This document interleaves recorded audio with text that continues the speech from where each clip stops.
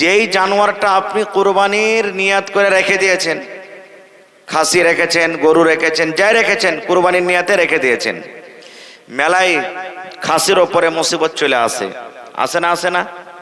হয়তো বেমারি হয়ে গেল, ওকে জবাই করে দেন, বিক্রি করে দেন, মেলা এরকম সমস্যা আসে।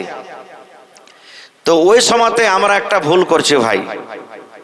আপনি বলেন, আল্লাহ রাসূল সাল্লাল্লাহু আলাইহি ওয়াসাল্লাম বলেছেন যে যেই দান করে দিলেন আপনি, যে জিনিসটা আল্লাহর রাহে আপনি সঁপে দিলেন, ওই জিনিসটা আপনি বিক্রি করতে পাবেন না।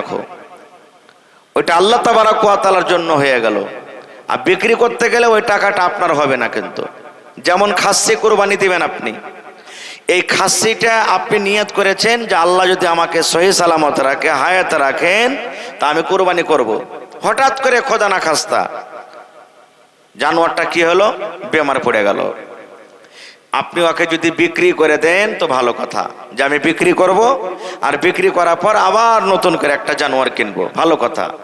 কিন্তু যখন ওকে আপনি জবাই করে দিলেন, জবাই করার পর গোশত বিক্রি করা চলবে না। গোশত বিক্রি করতে হবে না। আমরা কি করছি, জানোয়ারটাকে জবাই করছি, জবাই করার পর তখন ওকে বিক্রি করে দিচ্ছি। এটা শরিয়তের নিগাতে কিন্তু ভুল হয়েছে। তো ভাই আমার, জানোয়ার আমাদেরকে কুরবানি করতে হবে। কোন ধরনের জানোয়ার কুরবানি করতে হবে, জানোয়ারের মধ্যে কি কি আইব থাকতে গেলে আমাদেরকে কুরবানি করতে হবে না, এবং এই মাসটাতে অর্থাৎ খাস করে ঈদের বকরিদের দিন আমরা মুসলমান কিছু নেকি মনে করে গুনার কাজ করে বসে থাকছি, এই জিনিসগুলো আমাদেরকে জানা দরকার। যেমন নবী বলেছেন কি, রে আমার উম্মত, আল্লাহ রাব্বুল আলামিন গোটা বছরে 5 দিন রোজা রাখা আল্লাহ হারাম করে দিয়েছেন। গোটা বছরে 5টা দিন এমনই দিন আছে, যেই দিনটাতে যদি আপনি রোজা রাখেন আপনার গুনাহ হয়ে যাবে, পাপ হয়ে যাবে। আপনি নেকি মনে করে রোজা রাখেন, যদি আল্লাহ রাব্বুল আলামিনের নিকটে এই রোজা আপনার কবুল হবে না, গুনাহ হয়ে যাবে, পাপ হয়ে যাবে। কি কি 5টা দিন? এই যে একদিন হলো ঈদুল ফিতরের দিন, আমরা মুসলমান রোজা রাখি, রোজা রাখার পর আমরা ফিতরা আদায় করি, ফিতরা দেওয়ার পর আমরা যে ঈদের নামাজ পড়িতে যাই, নবী আমার বলেছেন, হে আমার উম্মত, ঈদের দিন নামাজ, ঈদের দিন রোজা রাখা চলবে না, রোজা রাখা হলো হারাম, কারণ সেটা হলো খাওয়া পিন্দার দিন। আর আল্লাহ রাসূল বলেছেন, এই যে সামনে যে এখন আমাদের বকরিদের দিন চলে আসছে, চাঁদের 10 তারিখ, চাঁদের 11 তারিখ, চাঁদের 12 তারিখ, চাঁদের 13 তারিখ, এই 4 দিন রোজা রাখা চলবে না, হারাম। তো ঈদের দিন একদিন হয়ে গেল, এদিকে 4 দিন হলো, কয়দিন হলো? 5 দিন। 5 দিন রোজা রাখা চলবে না। এইবারে এখানে একটা প্রশ্ন জাগছে, আপনাদের দিকে আছে কিনা জানি না, যে কত ভাই কত মা খালা বকরিদের দিন কিন্তু এক বেলা রোজা করে থাকে। শুনেছেন আপনারা? জানছেন এটা? এক বেলা রোজা করে থাকে। এক বেলা ফের কেমন রোজা জি ভাই? আমার মাওলানারা বসে আছেন, জিজ্ঞাসা করবেন। আপনি বলেন, রোজার দিনে আপনি ইফতারি করার জন্য 5 মিনিট 10 মিনিট আগে বসে গেছেন, আপনার সামনে সব কিছু রেডি আছে, বারবার ঘড়ি দিচ্ছেন আপনি যে আজকে 6টা বেজে 35 মিনিটে ধরেন ইফতারি আছে। তা আপনি যদি চাই না শুনে 6টা বেজে 30 মিনিটে ইফতার করেলেন, রোজা হবে? যারা বলেন রোজা হবে? রোজা হবে না। তো যখন 6টা বেজে 30 মিনিট অর্থাৎ 5 মিনিট আগে যদি ইফতারি করেন, জেনে বুঝে রোজা না হয়, তো এইদিকে আপনি 10টার সময়তে, 11টার সময়তে, 12টার সময়তে কুরবানির গোশত একবারে পেট ভরে ভাত খেয়ে নিলেন, আর দিয়ে কইছেন আজ একটা রোজা হলে জীব। এটা কেমন রোজা জি ভাই? এক বেলার কোনোদিন রোজা হয়? এক বেলা যদি আপনি রোজা করবেন, তা আল্লাহ তাবারক ওয়া তাআলা গোটা মাসে 15 দিন দিয়ে দেন রোজা, যে ফজর থেকে নিয়ে মানে সুবহে সাদিক থেকে নিয়ে জোহর পর্যন্ত একটা রোজা হয়ে গেল, আর জোহরের পর মন মতন খেয়ে দিয়ে তখন ফের মাগরিব থেকে একটা রোজা হয়ে গেল। এরকম কি হয়েছে? হয় না। তাহলে বলবেন কি এটা? হ্যাঁ আছে। কি আছে?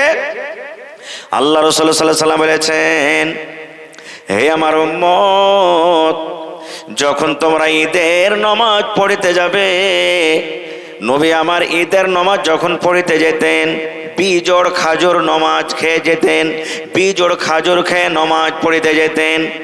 একটা খাইতেন, তিনটা খাইতেন, পাঁচটা খাইতেন, কিংবা সাতটা নটা খাইতেন। বিজোড় খাজুর খেয়ে নবীজি আমার ঈদের নামাজ পড়িতে যেতেন।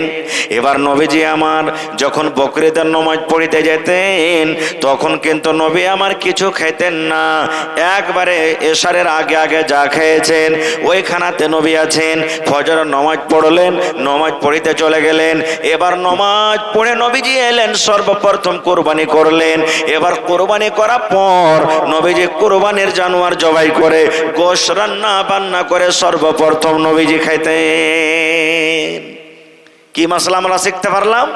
আল্লাহর নবী যখন ঈদের নামাজ পড়িতে যেতেন তখন কিছু খাইয়ে যেতেন। কি খাইতেন? বিজোড় খাজুর। বিজোড় খাজুর খেয়ে যদি আপনি এখনো যান তাহলে আপনি নেকি পাবেন, সুন্নাতের পরে আমল হবে।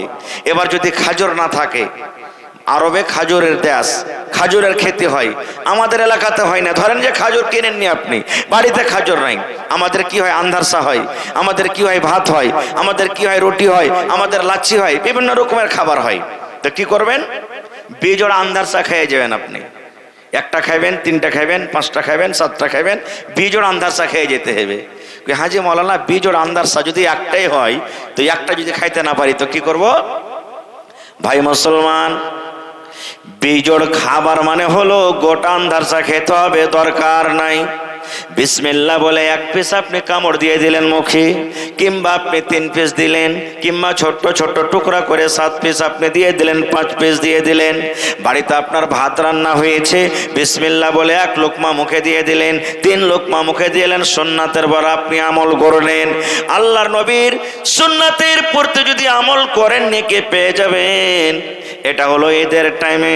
কিন্তু নবী আমার যখন নামাজ পড়িতে যেতেন বকরিদের টাইমে নবী আমার কিন্তু খানা খাইতেন না। মাগরিবের নামাজের পর কিংবা ইশার নামাজ পর্যন্ত যা খেলেন খেয়ে নিলেন, আর কিন্তু ভোর রাতে নবী কিছু খেতেন না। নবীজি ফজরের নামাজ পড়তেন, আর নামাজ পর নবীজি চলে যেতেন কাতে ঈদগাহের মাঠে নবী চলে যেতেন। ঈদগাহের মাঠে গিয়ে নামাজ পড়তেন, আর নামাজ পড়ার পর বাড়ি আসতেন, আর বাড়ি আসার পর নবীজি সর্বপ্রথম কোরবানির জানোয়ার জবাই করতেন। একটা জানোয়ার জবাই করতে গেলে মোটামুটি 1-2 ঘন্টা সময় লেগে যাবে। তা আপনি কি করবেন? জানোয়ারটাকে জবাই করে দিলেন, আর কোন রকম চামড়াটাকে একটু লিখিয়ে টিকিয়ে 1 কেজি 1/2 কেজি বাড়িতে পাঠিয়ে দেন, রান্না বান্না করবে। এরই মধ্যে আপনার এদিকে গোশত রেডি হয়ে যাবে, ওদিকে রান্না হয়ে যাবে। বিসমিল্লাহ বলে আপনি তখন কি করেন? ওই গোশত খান। এটা হলো সুন্নাত তারিকা। এর নাম যদি রোজা বলেন তো কিন্তু গুনাহ হয়ে যাবে। এখনো যদি কোনো ভাই, মা, খালা, দাদি, নানি বলেন যে আমি সুন্নাতের পরে আমল করব, তো আমল করতে পারে। এটা রোজা বলা চলবে না, এটা হলো একটা সুন্নাত তারিকা, নবীর তারিকা। যদি আপনি আমল করেন নেকি পেয়ে যাবেন। আর একটু আগে চলেন ভাই আমার, কোন ধরনের জানোয়ার আমাদেরকে কিনতে হবে? আল্লাহ রাসূল সাল্লাল্লাহু আলাইহি ওয়াসাল্লাম বলেছেন যে জানোয়ারটা তুমি কিনবে ওই জানোয়ারটা যেন একবারে মোটা চোটা হয়, চর্বি থাকে, গোশত থাকে, হাড্ডি বাড়িয়ে বাড়িয়ে না থাকে, বেমারি যেন দেখা না যায়, যে বেমারি যেন চিনা না যায়, এরকম জানোয়ারে তুমি কুরবানি করিও না। আর কোন জানোয়ার করতে হবে না? যে জানোয়ারটা আপনি কিনবেন তখন দেখবেন জানোয়ারটা তো টেরা লয় রে, জানোয়ারটা তো কানা লয়, যে কানাটা স্পষ্টভাবে দেখা যাচ্ছে। যদি কানা থাকে এই ধরনের জানোয়ার আপনি কিনবেন না, ছেড়ে দেন। আর কোন জানোয়ার? যদি জানোয়ারটা হাঁটছে তো ন্যাংড়াইছে, ঝনকা লাগা, একবারে ভালোভাবে জাহির আছে, এই ধরনের আপনি জানোয়ার কিন্তু কিনিয়েন না খো। আর কোন জানোয়ার কিনবেন না? যে জানোয়ারের শিং ভাঙ্গা আছে। যদি সিং মায়ের পেট থেকে হয়েছে এমন জানোয়ার ওর গোড়াগড়ি থেকে বাড়ায়নি, এরকম জানোয়ারের কোরবানি হবে। যার সিং বাড়ালছে কিন্তু ওপর থেকে মেলে জানোয়ারের সিং মানে খাপটা উঠে যায়, এই ধরনের জানোয়ারও আপনার কোরবানি হয়ে যাবে। তো এই ধরনের জানোয়ার আপনাকে কিনতে হবে। কেন? আল্লাহ তাবারাক ওয়া তাআলা বলছেন আমরা মেলায় মানুষ কোরবানি করি, মা, খালা, ভাই, বোন, বসে গেলাম রাস্তাতে, দোকানে বসে গেলাম, বাড়িতে বসে গেলাম, চায়ের দোকানে বসে গেলাম। আরে আব্দুর রহমান তুই কুরবানি কিনেছিস রে ভাই? হ্যাঁ কিনেছি রে ভাই। কত টাকাতে কিনেছিস? 15,000 টাকাতে ভাই একটা খাসি কিনেছি। আরে সোলামান তুই কুরবানি কিনেছিস? কিনেছি রে ভাই, 50,000 টাকাতে একটা গরু কিনেছি। এই করতে করতে তখন বলবে ভাই তুই কিনেছিস কুরবানি? কইছে হ্যাঁ। কত টাকার? কই ধর খ্যাপা কাহেকার, বলিস না কিছু, গা ফাঁসটা আছে আমার ঘরে। আমার কে মতন জানোয়ার কাহারির নাই, খালি চরব চুইছে, খালি তেল চুইছে, চরবই চরব আছে জানোয়ারে। এই দেখেন কত মা খালা আছে, কুরবানি তো করবে, কিন্তু কি বলবেন জানেন, 2 জন 4 জন 5 জন মা খালা বসে গেলেন, আর বসার পর কি বলবেন জানেন, হাত তো টানাটানি আছে, জি বুবু কুরবানি করার এরাদাটা ছিল না, কিন্তু না করবো তা হাইবের লাঠি ছেলে পেলে কার দুয়ারে তাকায় বেসে দে। এই দেখেন আল্লাহ রাব্বুল আলামিন কোরআনে বলেন, এটা আমার কথা নয়, লাইয়ানালাল্লাহু লুহুমুহা ওয়ালা দিমাউহা ওয়ালাকিন ইয়ানালুহুত তাকওয়া মিনকুম।